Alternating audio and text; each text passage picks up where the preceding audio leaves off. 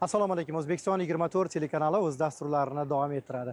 Umuman xalqning bir tarixi, an'analari, urf-odatlarini bir o'zida jamlaydigan bir chuqur ildiz otgan bir manzillar bo'ladi. Bu manzillar mana shunday bir xotira maydonlari. Xotira maydonlarida mana shu qay darajada bir xotira aziz, qadr esa bir muqaddas ekanligini bugun bot-bot e'tirof etyapmiz. Bot-bot mana shunga murojaat qilyapmizki, o'tganlarini xotirlash. Qolaversa mana shu bugun umrga zararlik qilayotgan, bugungi tinch, osoyishta, dorilamon kunlarimiz uchun bir juda katta mehnatlarini ayamagan insonlarni qadrlab kelyapmiz. Mana shu kuni kecha davlatimiz rahbari mana shu majmuaga tashrif buyurish asnosida bu majmuani yangi bir boyigan eksponatlar bilan tanishdi. Bu eksponatlar xalqimizning hayotida juda katta bir ta'sirchan ahamiyatga ega, tarbiyaviy ahamiyatga ega.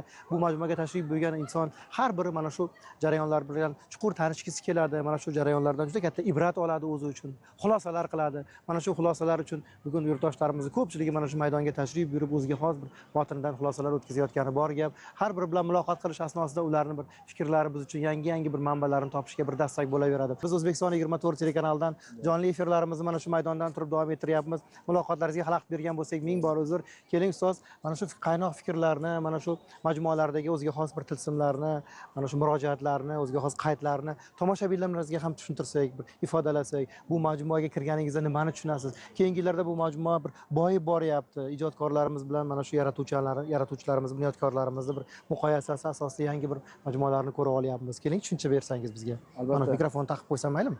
Kechirasiz. Marhamat. Albatta. O'tgan yili xuddi shu kuni muhtaram yurtboshimiz bu majmuaga tashrif buyurganda mana Ikkinchi jahon urushi qurbonlariga, qahramonlarga atalib mana shunday ajoyib bir majmua tashkil qilganmiz. Ammo mana mustaqillik yillarida ham vatanimizning tinchligi, osoyishtaligi yo'lida jonlarini fido qilgan yurt o'g'lonlari haqida ham bu yerda bir majmua tashkil etishimiz maqsadga muvofiq degan fikrdan bildirgandi.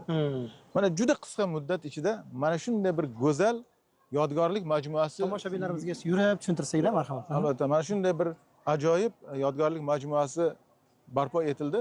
Bu majmuaning ham tashabbuskori, ham muallifi muhtaram prezidentimizning o'zlari bo'ladilar.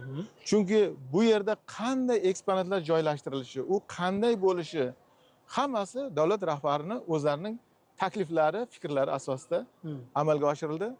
Bu yerda 196 nafar qurolli kuchlar tuzilmalaridan mustaqillik yillarida mamlakatimiz tinchligi, osoyishtaligi yo'llarida o'zlarining shirin jonlarini vatan tinchligi uchun qurbon qilgan yigitlarni xotirasiga o'rnatilgan yodgorlik. Bu yerda davlat bayrog'ini o'sha yarim oy va 12 yulduz shakli asos qilib olingan.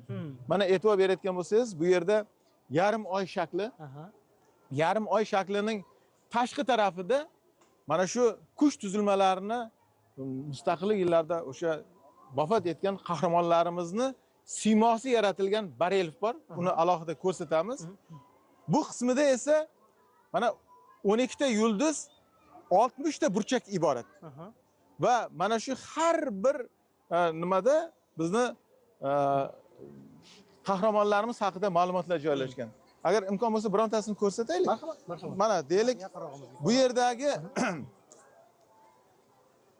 qahramonlarimiz alfavit shaklida joylashtirildi va bugungi kunda zamonaviy uslub va vositalardan foydalandi. Ya'ni agar mana shu yerga kelib bu yerda tursangiz, mana bu yerda Saftar Sobirov, Saftar Shodmonov, Tajaliyev haqidagi ma'lumotlar.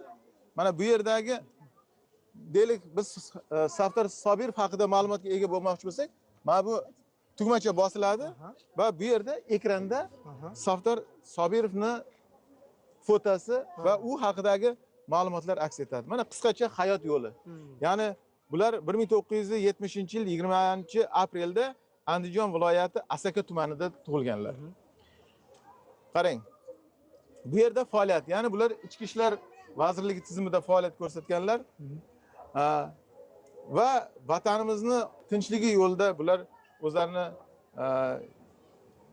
jon fido qilgan. Ya'ni xabaringlar bor, 2005-yili Andijonda bo'lib o'tgan o'sha terroristlar bilan bo'lgan kurashda bular vafot etganlar. Bundan tashqari mana bu yerda Xolmuhammadjon haqidagi video ham aks etdi. Ya'ni kelib bu yerda mana yoshlar kelib bemalol bu yerdagi har bir bizning qahramonlarimiz haqidagi ma'lumotga ega bo'lish mumkin. Kecha eng bir hayratlanarli qismi prezidentimiz aytdilarki, mana ko'rasizlar, hali bu yer butun aholimizning, yoshlarimizning eng suyukli, eng ko'p qadam ranjida qiladigan maskaniga aylanadilar dedi. Mana qarang atrofga. Bu yoshlarni qarang. Bugun erta tongdan bu yerda mehnat jamoalari, o'quv muassasalari talabalari guruh, jamoa bo'lib tashrif buyuryapti. Har biri mana shu qahramonlarimiz bilan faxrlanyapti. Eng muhim bilasizmi? Mana shu yoshlar bilan, maktab o'quvchilari bilan suhbatlashayotganimizda aytayaptiki, biz ham albatta vatan himoyachisi bo'lamiz. Biz mana bu yerda kelib o'zimizni qahramonlarni ko'rib aniq bir fikrga o'zimizni orzumuzni belgilab oldik. Ya'ni biz vatanimizni himoyachilari, posbonlari bo'lamiz degan fikrlarni aytishi bu bizni nihoyatda xursand qilmoqda. Endi shu o'rinda yana bir fikrni aytib o'tish kerak. Ko'pchilikda fikr tug'ilishi mumkin. Bu yerda yarim oyning ichki tarafida nima uchun suv aks etgan manzara shakllandi? Bu hayot davomiyligini, ya'ni bilasizlarki, obi hayot. Bu hayot ramzida suv. Poklik ramzi. Poklik ramzi, ya'ni harakat ramzi. Bizda hayot bardavom, ya'ni O'zbekistondagi tinchlik, osoyishtalik bardavom. Bu g'alaba majmuasini final qismi desak ham bo'ladi. Ya'ni kirish qismi u yoqdan o'sha Ikkinchi jahon urushi paytida o'zbek xalqining g'alabaga qo'shgan hissasi aks ettirilgan eksponatlar, turli xil majmualar aks etgan bo'lsa, mana bu yerga kelib mustaqillik yillarida o'sha mamlakatimiz tinchligi, osoyishtaligi yo'lida jon fido qilgan bizning qahramonlarimizning siymosi aks etdi. To'g'risi, Mudofaa vazirining maslahatchisi sifatida shuni aytamanki, biz bu yerga juda ko'p tashrif buyurardik. Bu yerga nafaqat poytaxtimizdan, viloyatlardan, xorijdan mehmonlar kelardi. Ko'pincha savol berardi. Mana Ikkinchi jahon urushi qahramonlariga mana shunday majmua, ajoyib majmua barpo etilgan ekan. Mustaqillik yillarida vafot etgan qahramonlar haqidagi yodgorlik qayerda o'rnatilgan? Qayerda ko'rsak bo'lardi degan savol bilan bizni mulzam qilib qo'yardi. Mana bugun o'zimiz mana shunday bir chiroyli majmuaga ega bo'lib turganimizdan nihoyatda mamnunmiz. Albatta, men o'ylaymanki, bu majmua bejiz millat fidoyilari deb nomlanmadi. Davlatimiz rahbari kecha Zangor ekran orqali ko'rdikki, juda ko'plab bir kitoblar yozilishi, asarlar yaratilishi, o'sha sahna asarlaridan tortib filmlar namoyish qilishigacha bir urg'u berdilarki, o'ylaymizki, xalqimiz ma'naviyatini boyitadigan, tafakkurini boyitadigan, dunyosini boyitadigan, o'sha faxrlanadigan bir jihatlar yana tobora ortib boraveradi. Bu albatta bizni ma'naviyatimizga, mafkuramizga katta bir ta'sir qiladi. Demak, jarayonlarni birgalikda kuzatib boramiz, dasturlarimiz orqali tomoshabinlarimizga, yoshlarimizga, kamolga yetayotgan bir o'g'il-qizlarimizga mana shu maydon, uni bir o'ziga xos bir jihatlari haqida to'laqonliroq, batafsilroq bir ma'lumotlar berishga harakat qilamiz. Hozircha bizda shular. Demak, O'zbekiston 24 telekanalidan uzoqlashmang. Telekanalimiz dasturlari orqali jarayonlarni birgalikda kuzatib boramiz. Salomat bo'ling.